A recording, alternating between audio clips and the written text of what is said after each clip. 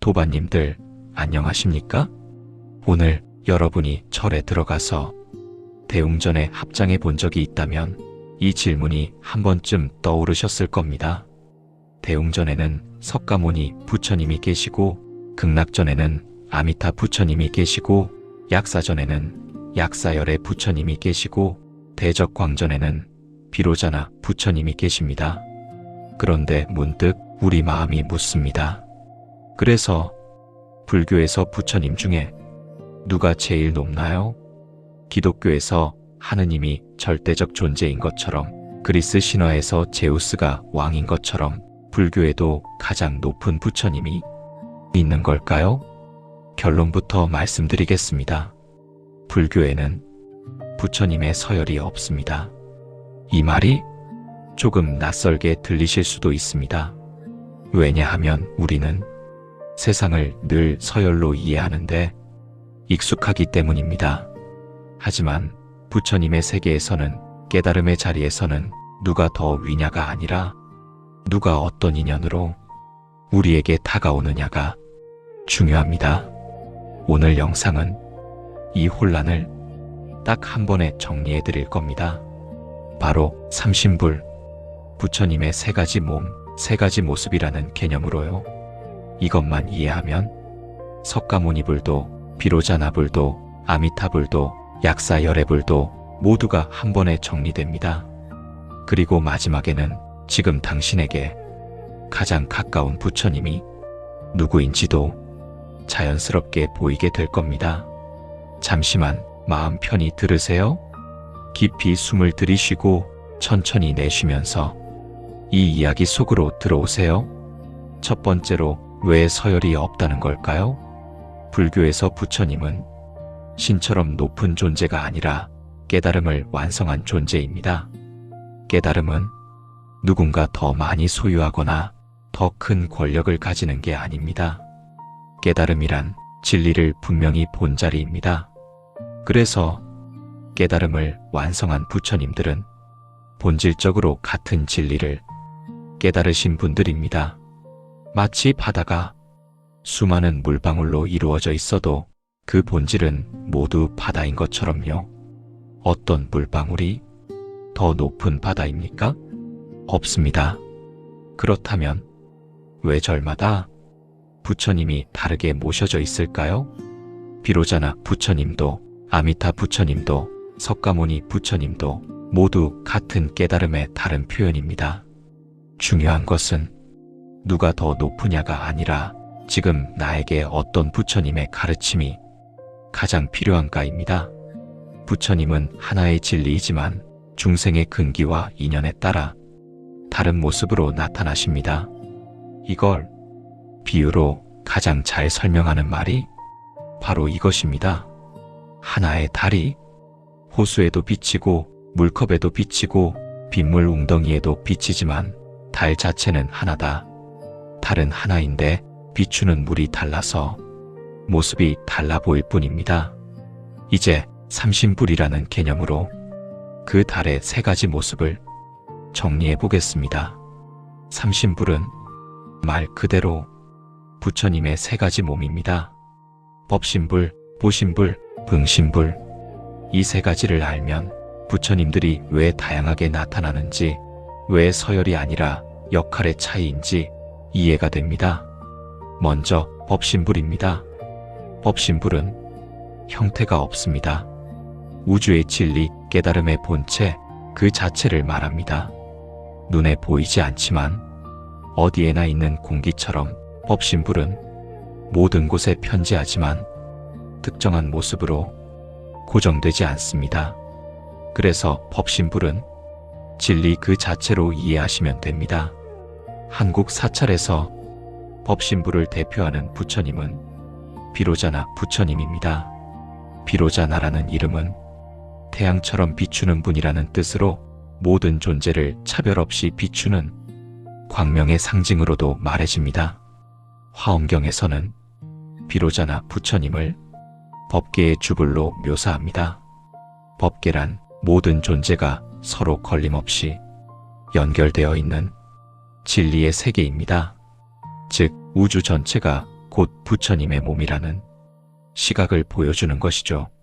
그러니까 비로자나 부처님을 생각할 때는 어떤 한 분을 위해 모신다가 아니라 이 세계 자체가 진리로 충만하다는 의미를 떠올리시면 됩니다. 비로자나 부처님을 모신 대적광전이나 비로전에 들어설 때 우리는 단지 한 분의 부처님께 예를 올리는 것이 아니라 이 우주 전체에 깃든 진리에 몸을 숙이는 것입니다. 그래서 비로자나 부처님 앞에서는 저도 이 진리의 일부입니다라고 고요히 느껴보시면 좋습니다. 두 번째는 보신불입니다. 보신불은 부처님이 깨달음의 공덕과 지혜를 완전히 갖추어 장엄한 모습으로 나타난 형태입니다. 주로 정토에서 중생을 교화하시는 부처님들입니다. 보신불의 대표로 많이 언급되는 분이 바로 아미타 부처님입니다. 아미타는 무량한 빛, 무량한 생명이라는 뜻을 가집니다. 그래서 아미타 부처님은 서방 극락 정토의 교주로서 정토 신앙에서 큰 의지처가 됩니다.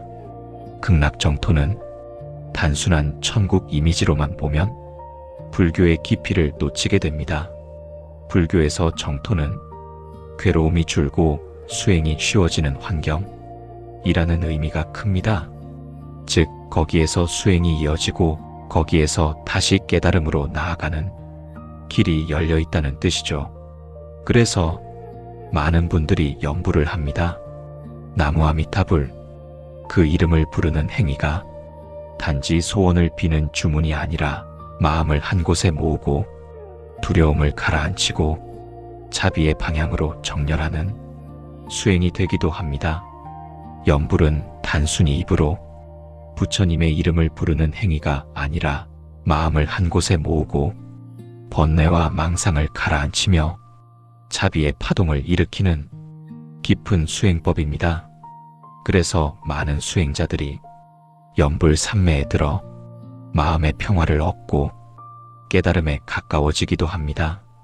또한 아미타 부처님 외에도 동방 정유리 세계의 약사열의 부처님도 보신불의 한 형태로 이해됩니다. 세 번째는 응신불입니다. 응신불은 중생을 구하기 위해 이 땅에 인간의 모습으로 나타난 부처님입니다. 우리가 가장 익숙한 석가모니 부처님이 바로 대표적인 응신불입니다. 석가모니 부처님은 역사 속에서 실제로 이 땅에 오셔서 고통에서 벗어나는 길을 직접 보여주신 분입니다.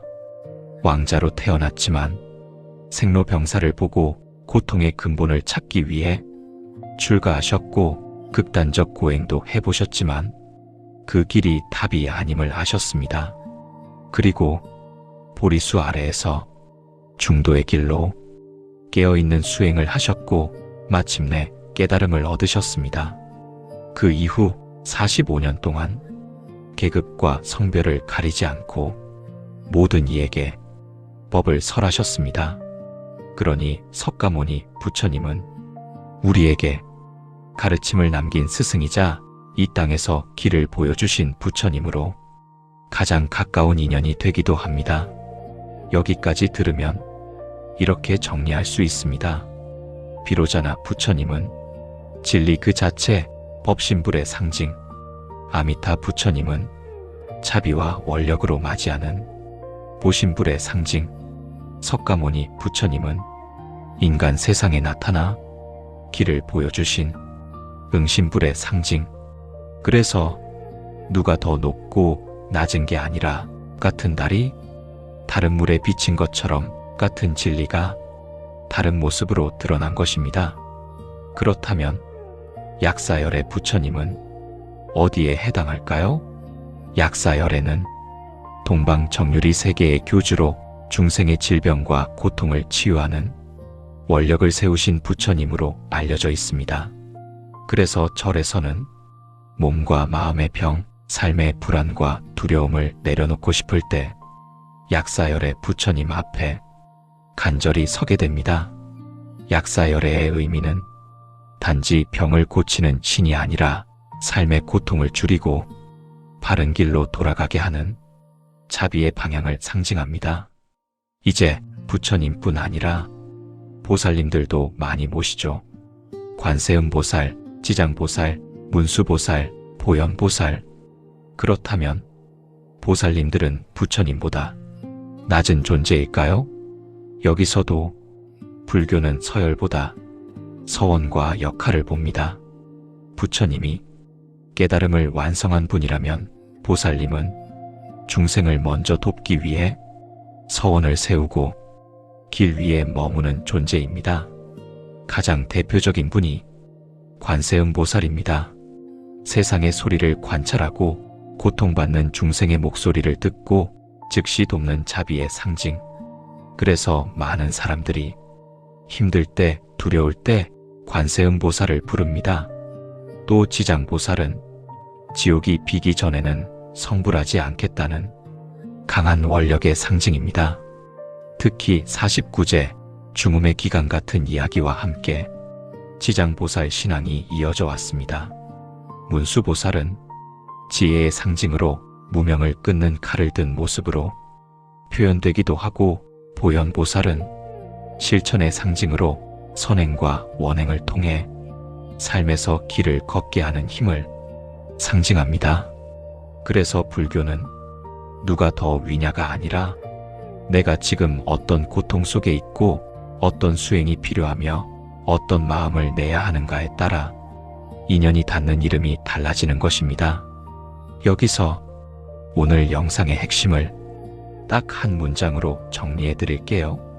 불교는 서열을 묻는 종교가 아니라 인연을 맺는 종교입니다.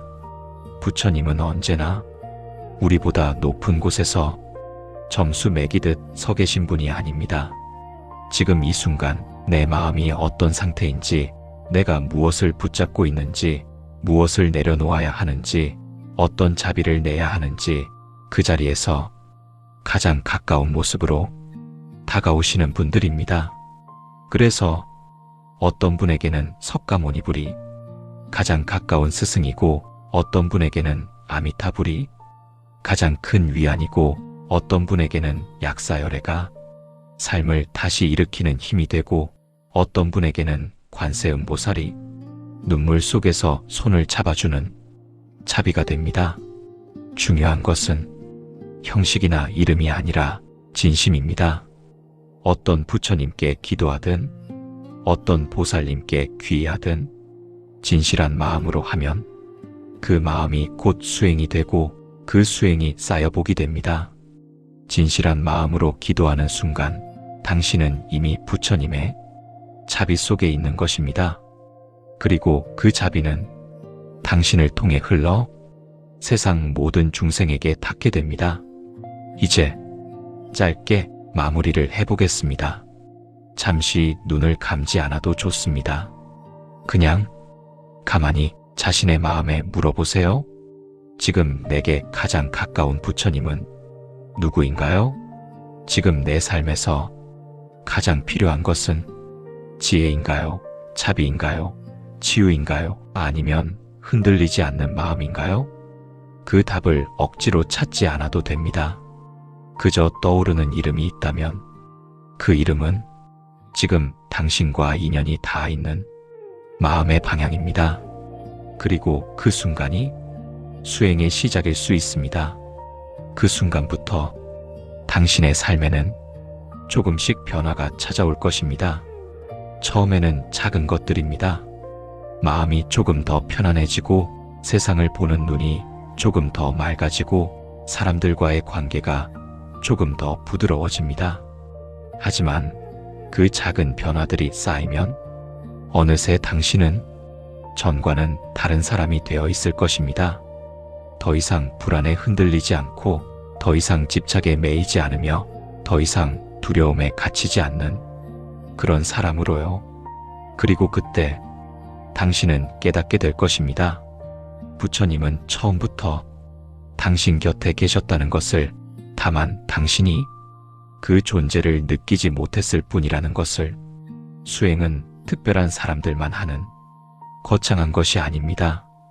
그것은 지금 이 순간 내 마음을 관찰하고 내 생각을 다스리고 내 말과 행동을 정돈하는 일상의 실천입니다. 아침에 눈을 뜨면 오늘 하루도 자비롭게 살겠습니다라고 다짐하고 밤에 잠들기 전 오늘 제가 지은 선업을 모든 중생에게 회양합니다라고 기도하는 것. 그것만으로도 당신은 이미 수행자의 길을 걷고 있는 것입니다. 영상이 도움이 되셨다면 구독과 좋아요 부탁드립니다. 그리고 댓글에 지금 내 마음에 가장 가까운 이름을 하나만 남겨주세요. 석가모니불, 아미타불, 관세음보살, 약사열애불, 지장보살 한 글자만 남겨도 좋습니다. 그 한마디가 당신의 마음을 정돈하는 작은 서원이 되기를 기도드립니다. 나무 아미타불, 관세음보살, 나무 관세음보살.